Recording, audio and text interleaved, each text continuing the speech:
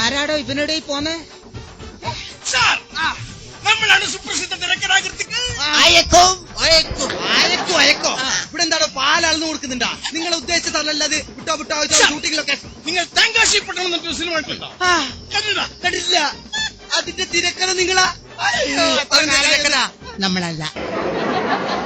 നിറം എന്ന് പറഞ്ഞൊരു സിനിമ കണ്ടോ? നിറം അത് കാണാൻ പറ്റില്ല. അതിന്റെ തിരക്കഥ എഴുതി നിങ്ങളാ? അതിന്റെ തിരക്കഥ നമ്മളല്ല. നിങ്ങളാരാടോ? സാർ, നിങ്ങൾ കിസ്മത്ത് കെ ഫൂലെ കാ ടൂട്ടം കി ചാരത്ത് എന്നൊരു ഹിന്ദി സിനിമ കണ്ടിട്ടുണ്ടോ? ഹിന്ദി സിനിമ ഞാൻ കണ്ടിട്ടുണ്ട്. അതെങ്ങനെ കാണുക? അങ്ങനെ പടമില്ലല്ലോ. ഫുൾ പ്രൊഡക്ഷൻ നിങ്ങളുടെ പരിപാടി എന്താ? ഷൂട്ടിംഗ് ലൊക്കേഷൻ നിങ്ങൾ ആവശ്യമില്ല. വിട്ടോ. അതുകൊണ്ടല്ലേ സാർ വന്നത്. ഉഗ്രം തിരക്കഥയില്ലേ? തിരക്കഥ ഉണ്ടോ? വെറൈറ്റി ഉണ്ടോ? വെറൈറ്റി ഉണ്ടെങ്കിൽ മാത്രമേ സ്വീകരിക്കൂ. നല്ല വെറൈറ്റി ഉണ്ടല്ലോ. നല്ലൊരു തിരക്കഥ ഒന്ന് പറഞ്ഞ് നോക്കട്ടെ. നല്ല വെറൈറ്റി ഉണ്ടെങ്കിൽ മാത്രമേ ഞാൻ തെരഞ്ഞെടുക്കുള്ളൂ. നല്ലൊരു വെറൈറ്റി ആരെങ്കിലും ഒരാൾ പറയടാ. ഞാൻ പറയാം. അങ്ങക്കല്ലേ സുന്ദരമായൊരു ഗ്രാമം. അത് വെറൈറ്റി ഉണ്ടല്ലോ. അങ്ങകലെ സുന്ദരമായൊരു ഗ്രാമം. അങ്ങകലെ ക്യാമറ സുന്ദരമായൊരു ഗ്രാമം. ഓക്കെ. അങ്ങകലെ സുന്ദരമായൊരു ഗ്രാമം. അങ്ങകലെ സുന്ദരമായൊരു ഗ്രാമം.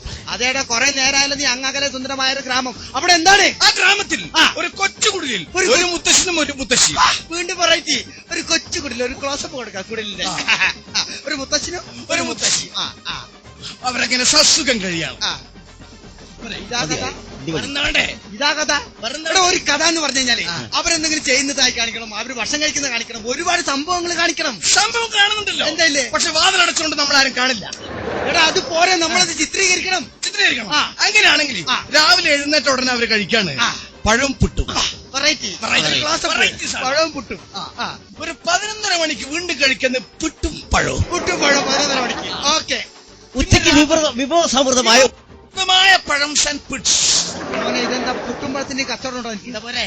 എടാ ഇതൊന്നും പോരോടോ ഒരു സിനിമക്ക്. നിനക്കറിയാലോ ഇപ്പോഴത്തെ ലേറ്റസ്റ്റ് ട്രെൻഡ് വെച്ചിട്ട് സിനിമ എന്ന് പറയുമ്പോ അറ്റ്ലീസ്റ്റ് ഒരു ബോംബ് പ്ലാസ്റ്റിക് നിർബന്ധ. ബോംബ് പ്ലാസ്റ്റിക് ഉണ്ട്. സംഭവം നടക്കുന്നത് കണ്ണൂരാണ്. മുത്തശ്ശനും ഒരു ജോളി ഫാമിലി എന്നുള്ള ഇളയില് രാവിലെ തന്നെ ബോംബ് എടുത്ത് തട്ടി കളിക്കുക. നിന്ന് വോളിബോൾ കളിയാ? ഒരു ബോംബ് അങ്ങോട്ട് പൊട്ടു.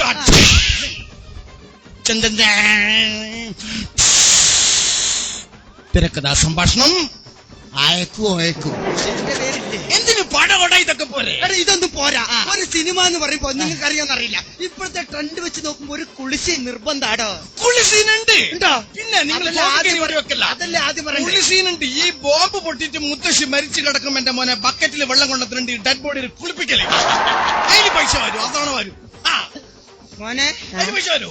ഇമ്മാതിരി തിരക്കഥ ഇന്നോട് വേണ്ട. നിങ്ങൾ വിട്ടോ.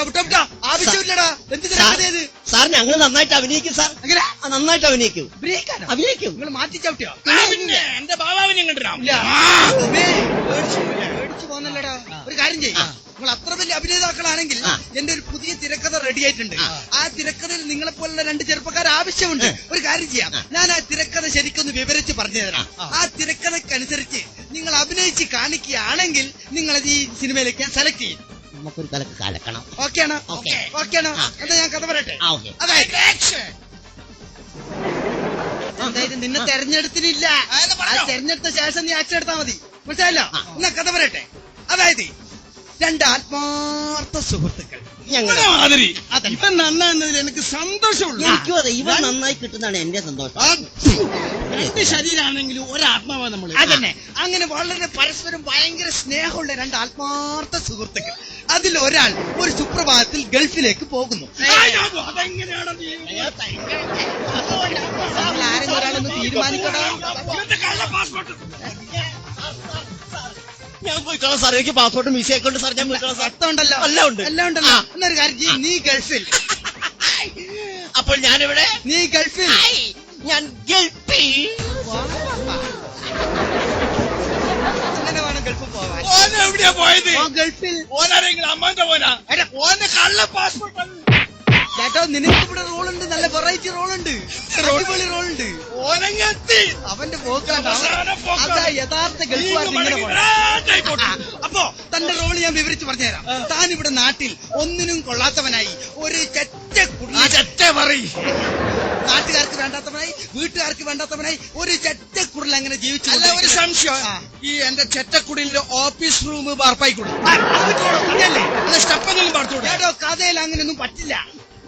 കൊന്നോ അപ്പൊ താൻ ഇവിടെ നാട്ടുകാർക്ക് വേണ്ട വീട്ടുകാർക്ക് വേണ്ട ആകെ പ്രശ്നമായി ജോലിയില്ല കൂലിയില്ല ഒന്നുമില്ലാതെ ജീവിച്ചുകൊണ്ടിരിക്കുന്ന കാലം നീ ശ്രദ്ധിക്കേ. അപ്പോ നിന്റെ വീടിന്റെ തൊട്ടപ്പുറത്തെ ഒരു വലിയ മാളിക വീട്ടിൽ അതാ ഒരു പുതിയ താമസക്കാർ താമസത്തിന് വരികയാണ്. അപ്പോൾ സാർ ഞാനെവിടെ? നീ ഗൾഫിൽ. ഞാൻ ഗൾഫിൽ. അങ്ങനെ വേണം ഗൾഫിൽ പോകാൻ. അങ്ങനെ എന്നും മുറ്റമടിക്കണതാ ഒരു മധുര 17കാരി മുറ്റത്തേക്ക് ഇറങ്ങുകയായി. നിങ്ങൾ അവളെ കാണും, അവൾ നിങ്ങളെ കാണുന്നു, കണ്ണുകൾ പരസ്പരം കോർക്കുന്നു. ഞാൻ ഗൾഫ് പോകുന്നില്ല കേട്ടാ. എന്തിനാ വെറുതെ ഗൾഫ് പോകുന്നില്ല?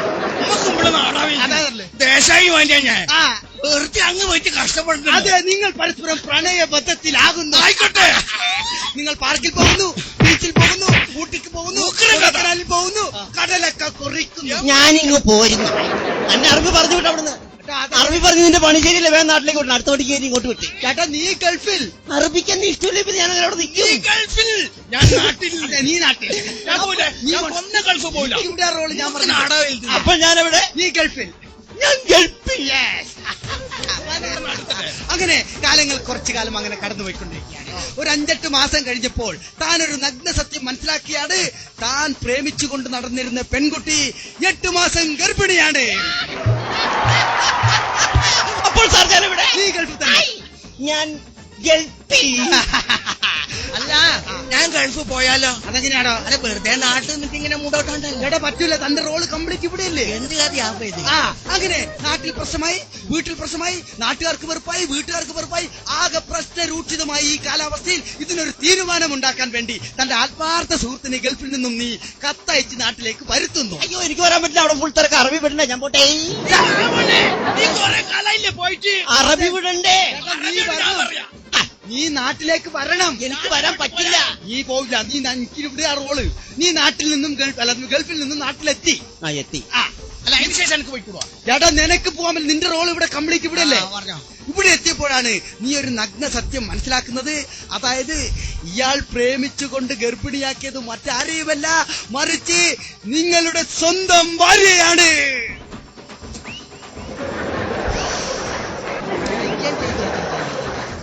എന്തൊരു അഭിനയാടാ ഇത്.